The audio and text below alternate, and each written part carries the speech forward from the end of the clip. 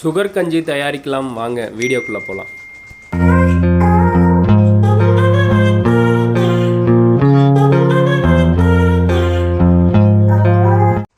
நிறையா பேர் சுகர்னால் அவதிப்படுறாங்க. சுகருங்கிறது ஒரு குறைபாடு தான், நம்ம நிறையா வீடியோ பதிவில் சொல்லியிருப்போம். அதற்கு ஒரு நல்ல தீர்வாக நம்ம நிகழ்மகிழில் சுகர் கஞ்சி கொடுத்துக்கிட்டு இருக்கிறோம். நிறைய பேர் அது மூலமாக பலனடைஞ்சிட்ருக்காங்க. நம்ம பாரம்பரிய அரிசி வகைகளை வச்சு மற்றும் மூலிகைகள்லாம் கலந்து நம்ம சுகர் கஞ்சி கொடுக்குறோம்.